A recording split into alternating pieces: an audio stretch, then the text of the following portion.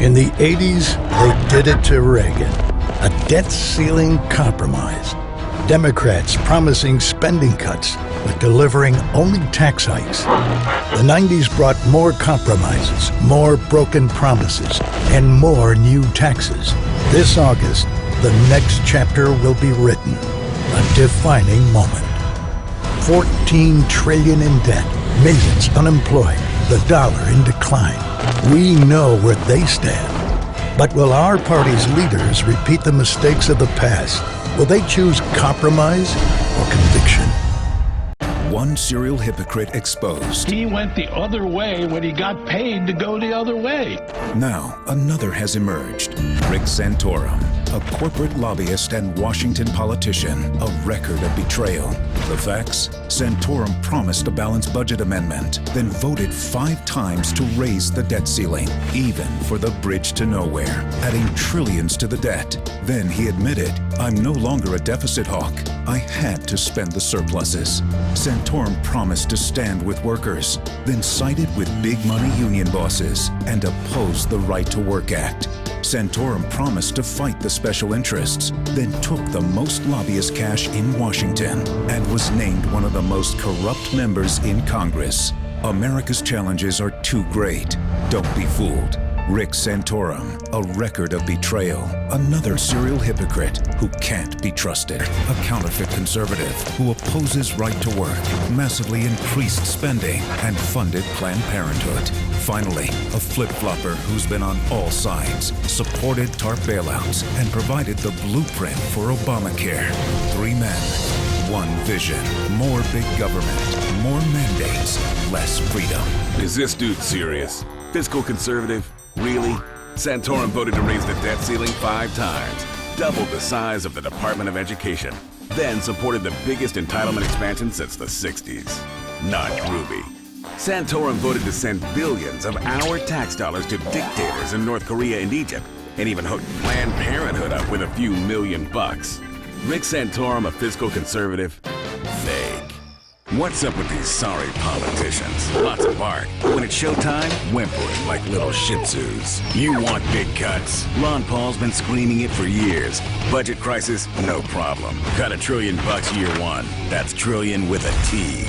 Department of Education? Gone. Interior, Energy, HUD, Commerce? Gone. Later, bureaucrats. That's how Ron Paul rolls. Want to drain the swamp? Ron Paul.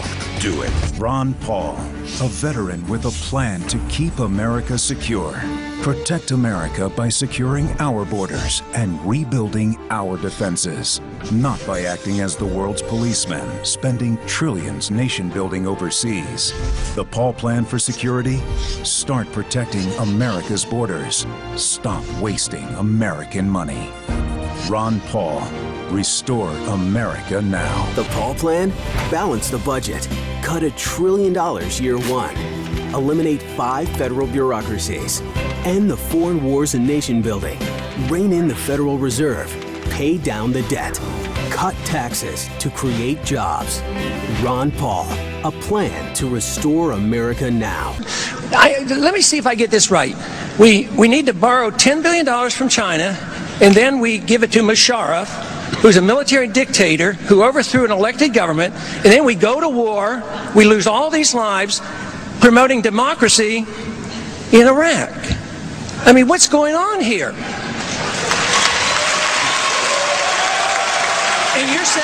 And you're saying that this isn't appealing to Republicans? Where did this come about? I think this is a Republican message. I defend the platform. It used to say we got rid of the Department of Education. It doesn't say that. Now, we as Republicans went and doubled the size of the Department of Education. So where have we gone? I think we've lost our way. I think this is not a consequence of free markets. What's happening is a transfer of wealth from the poor and the middle class to the wealthy. This comes about because of the monetary system that we have. When you inflate a currency or destroy a currency, the middle class gets wiped out. So the people who get to use the money first, which is created by the Federal Reserve System, benefit. So the money gravitates to the banks and to Wall Street. So that's why you have more billionaires than ever before. Today, this country is in the middle of a recession for a lot of people. Michigan knows about it. Poor people know about it. The middle class knows about it. Wall Street doesn't know about it. Washington, D.C. doesn't know about it, but it's because of the monetary system and the excessive spending. As long as we live beyond our means, we are destined to live beneath our means, and we have lived beyond our means because we are financing a foreign policy that is so extravagant and beyond what we can control, as well as the spending here at home, and we're depending on the creation of money out of thin air, which is nothing more than debasement of the currency. It's counterfeit, and it is a natural, predictable consequence that you're going to have people benefit from it and other people suffer.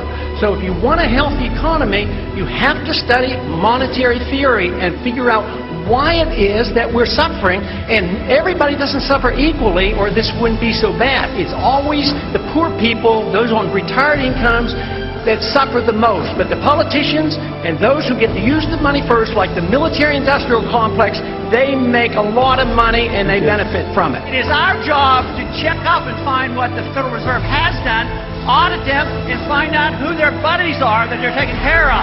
It's trillions of dollars we're spending on these wars. President Ho! President Ho! President Ho! President Ho! President Ho! President Ho! President Ho!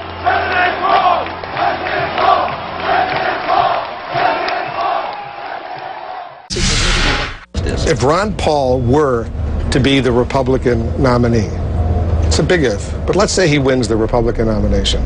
Could you vote for him? You know, I've already crossed that river, if you will, by saying on the stage a number of times, as I believe Speaker Gingrich has, that all the people on the stage would be superior to the president we have. So yes, I would vote for him if he were. You would vote for someone who says that if Iran had a nuclear bomb, it wouldn't represent a threat to Israel? I don't agree with a lot of the things that Ron Paul says, and I would vehemently oppose many of his initiatives.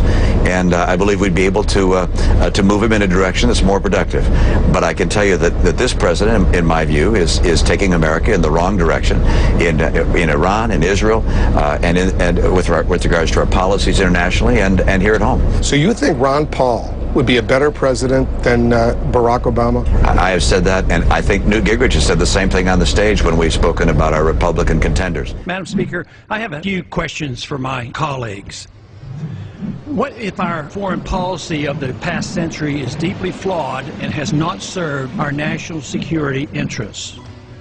What if we wake up one day and realize that the terrorist threat is a predictable consequence of our meddling in the affairs of others and has nothing to do with us being free and prosperous? What if propping up repressive regimes in the Middle East endangers both the United States and Israel? What if occupying countries like Iraq and Afghanistan and bombing Pakistan is directly related to the hatred directed toward us? What if someday it dawns on us that losing over 5,000 American military personnel in the Middle East since 9/11 is not a fair trade-off for the loss of nearly 3,000 American citizens, no matter how many Iraqi, Pakistani, and Afghan people are killed or displaced? What if we finally decide that torture, even if called enhanced interrogation technique, is self-destructive and produces no useful information, and that contracting it out to a third world nation is just as evil? What if it is finally realized that war and military spending is always destructive to the economy? What if all wartime spending is paid for through the deceitful and evil process of inflating and borrowing? What if we finally see that wartime conditions always undermine personal liberty? What if conservatives who preach small government wake up and realize that our interventionist foreign policy provides the greatest incentive to expand the government? What if conservatives understood once again that their only logical position is to reject military intervention and managing an empire throughout the world? What if the American people woke up and understood that the official reasons for going to war are almost always based on lies and promoted by war propaganda in order to serve special interests? What if we as a nation came to realize that the quest for empire eventually destroys all great nations? What if Obama has no intention of leaving Iraq? What if a military draft is being planned for the wars that will spread if our foreign policy is not changed? What if the American people learned the truth? That our foreign policy has nothing to do with national security, that it never changes from one administration to the next. What if war and preparation for war is a racket serving the special interests? What if President Obama is completely wrong about Afghanistan and it turns out worse than Iraq and Vietnam put together? What if Christianity actually teaches peace and not preventive wars of aggression? What if diplomacy is found to be superior to bombs and bribes in protecting America? What happens if my concerns are completely unfounded? Nothing. But what happens if my concerns are justified and ignored? Nothing good. And I yield back the balance of my time.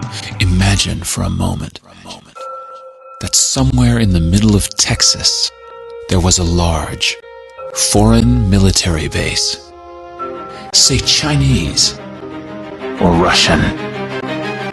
Imagine that thousands of armed foreign troops were constantly patrolling American streets in military vehicles. Imagine they were here under the auspices of keeping us safe, or promoting democracy, or protecting their strategic interests. Imagine that they operated outside of U.S. law and that the Constitution did not apply to them. Imagine that every now and then they made mistakes or acted on bad information and accidentally killed or terrorized innocent Americans, including women and children, most of the time with little or no repercussions or consequences. Imagine that they set up checkpoints on our soil and routinely searched and ransacked entire neighborhoods of homes.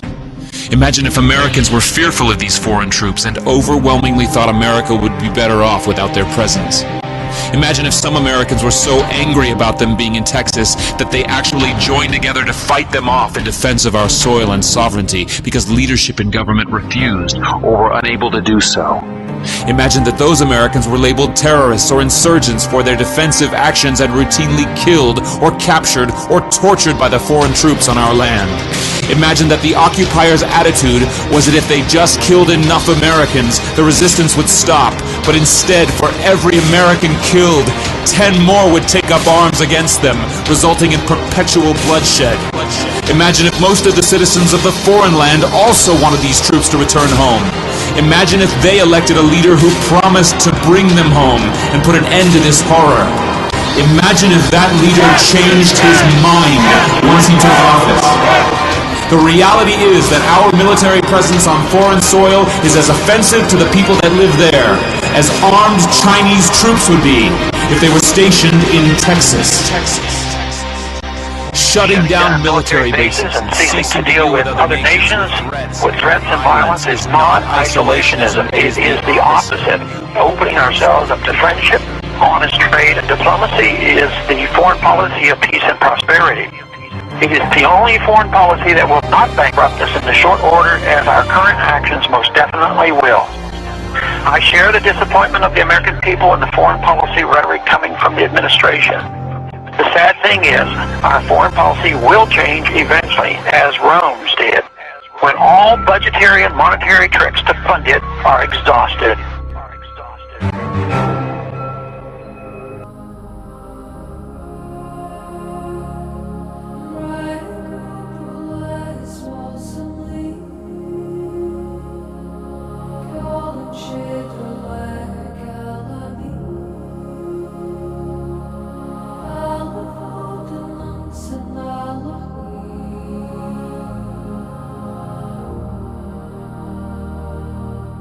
You